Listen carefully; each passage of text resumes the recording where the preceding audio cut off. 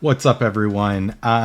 New rotation Doom Tower, new bosses, some of the more familiar ones, but we're going to go through and showcase you just a couple of the new Doom Tower bosses, specifically Dreadhorn, and hopefully, some of these new champions are actually going to help you a little bit more.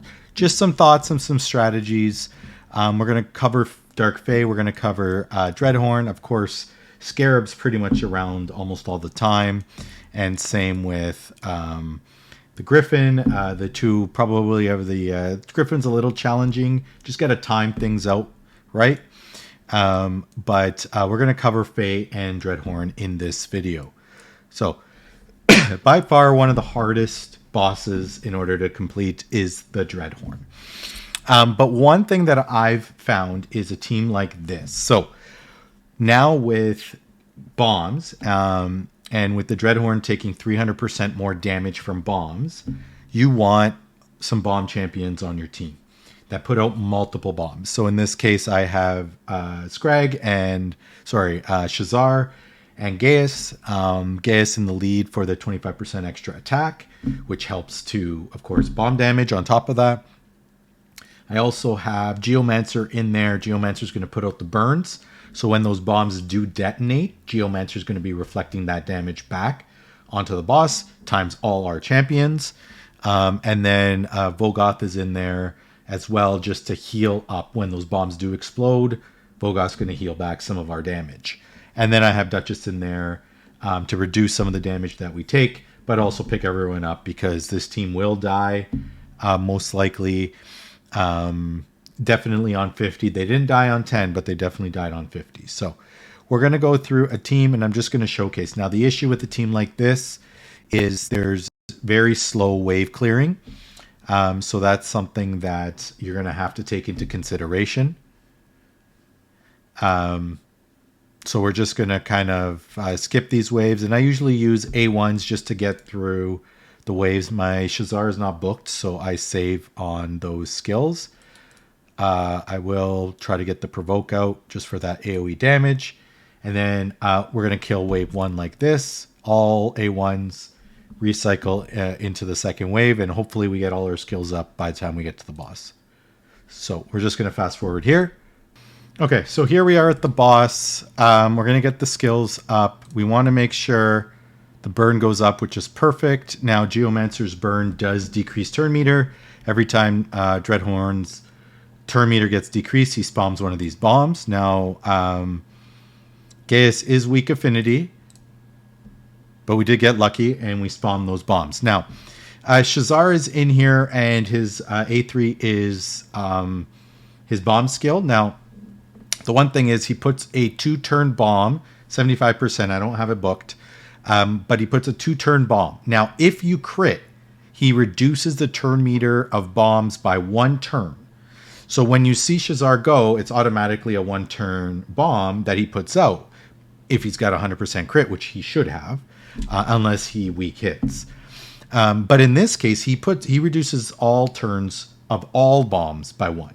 So because Gaius puts out a 2-turn bomb, Shazar is going to reduce Gaius's bombs by 1 turn as well. So let's see what we can, if we're going to fail. So we got him. So now we got 4 bombs on the boss. That are all 1 turn. So next time the boss gets a turn, bombs are going to all detonate. Now here we go. And then we're just going to A1 cycle and wait to get hit. So here we go. 4 bombs explode. Boss is at 50%. And then, of course, we are reflecting with Geomancer as well. So here, there's not much we can do. We're basically going to wait to get explode, and then Duchess is going to wait in order to pick up everyone else.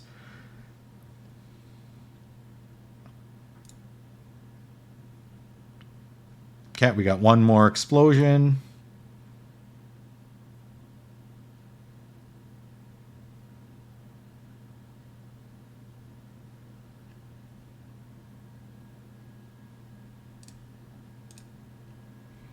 Okay.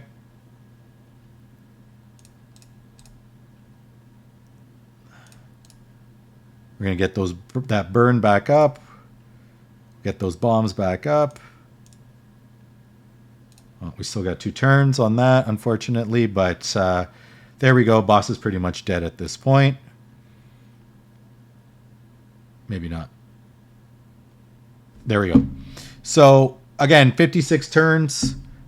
Pretty quick, pretty easy. We have bomb damage coming from Shazar and Gaius. We have Vogoth that's supplying a lot of the heals in order to keep the team alive.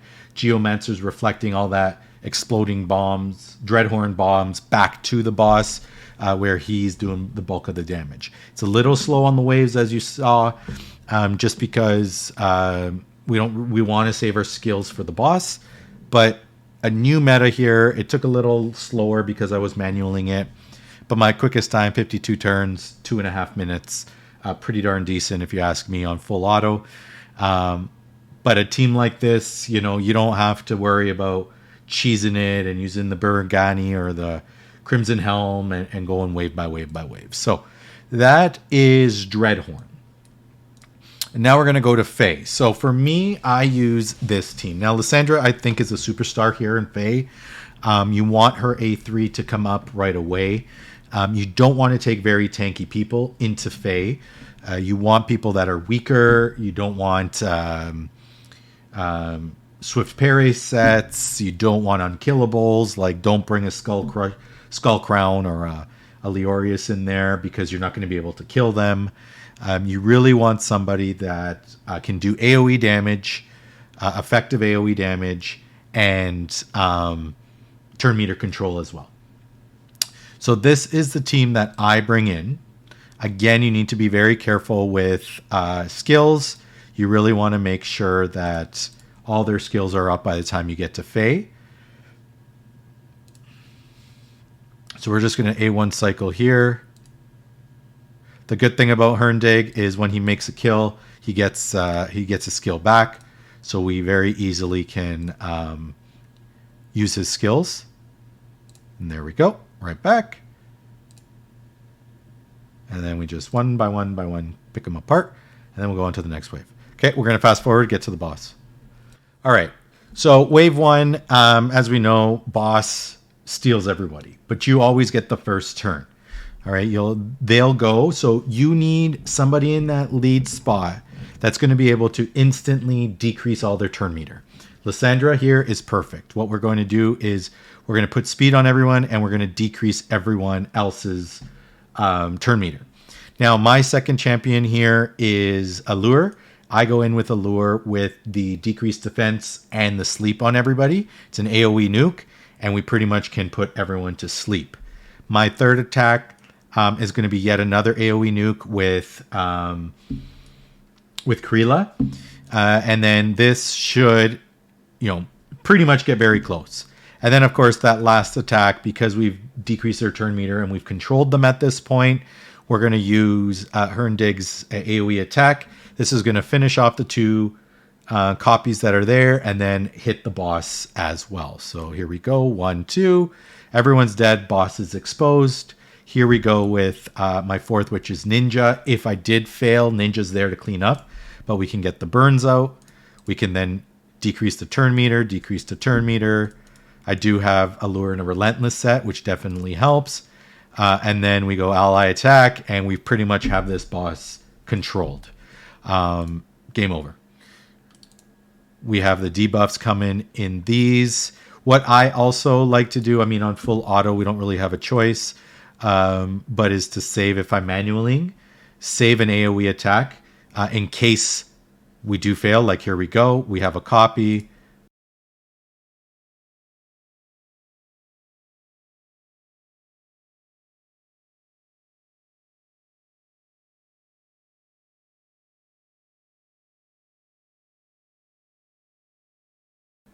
I also have Ninja in a Relentless set as well. When it procs, game over. And here we go. Boss is dead. So again, I took it a little bit slow, 4 minutes just for this video, but you get the point. Allure, Lysandra, ally attackers, definitely superstars. You want a couple of AoE damage dealers. The one trick here, as you can see, we have Herndig always gets copied on my team. So we want to make sure that we're not bringing in strong, like different affinities. And the best that you can, try to bring in either the same affinity or all neutral affinities. And that would make going through the waves that much more easy. Okay. Now, quickly, we have the Griffin here. This is a team I brought in Griffin. I want to try the bombs just to see how they would work. Bombs are tricky because you have to wait until after his second skill, where he basically transfers all debuffs from him to you. Then after that point, you can pop the bombs. He's going to do a single attack, and then he's going to strip your buffs, and that's when the bombs are finally going to explode. So it's a little trickier. Same with Ninja. You don't really want the burns and the bombs to be thrown back at you without a cleanser on your team. I bring in 2 block debuffs, and then I alternate them to make sure that it's always up. So that is the team that I use here. A relatively easy boss. You can also bring in counterattack or ally attack, which definitely will help. And then this boss, Scarab, easy. If you have Blood Shield accessories, doesn't matter what their stats are. It can be +0, doesn't matter. Throw them on. When you attack, you get a shield, Blood Shield, therefore triggers. And the boss will never retaliate. Now, the one thing with Skull Lord Vargal, you want the boss to attack you, because what happens is when the boss attacks you, they decrease their turn meter. Okay, so as the boss hits you, the turn meter is dropped. Now, you don't need to bring a Vargal in. You can bring someone like a Cold Heart in with the max HP nuke. Needs about 2 to 3 nukes. 3 to 4 nukes before that shield is fully gone, and then you can start eating away at the HP. But there you have it. Quick and easy Doom Tower. I'm looking forward to hitting Dreadhorn at the higher levels and the higher difficulty, just because I want to see how well bombs do at the higher difficulty. But I could show you. This was my last Dreadhorn team. So I had Fushan in the lead just for speed aura. I had 2 relatively squishy damage dealers. They just helped me to get the adds down, the waves down a little bit, but they did pretty much, once they got hit, they wiped. And then I put Akrila in, who's relatively squishy, surprisingly, but also helped just to give the added buffs and get the buffs so that Crimson Helm could actually do some kind of damage and kill some of the adds, because he's got to kill three or 4 champs along the way in order to get his speed boost up. And that was it. So there we go. I don't need to use this 300 plus turn team anymore that I have to full manual and cheese the boss. Bombs and Vogoth definitely work well. So there you have it. Hopefully that helps you. Hopefully that helps you get a better idea of different compositions and how we can do it, and how you can actually easily get through some of these Doom Tower waves. All right. Hopefully that helped. We'll catch you on the next video. Take care, everyone.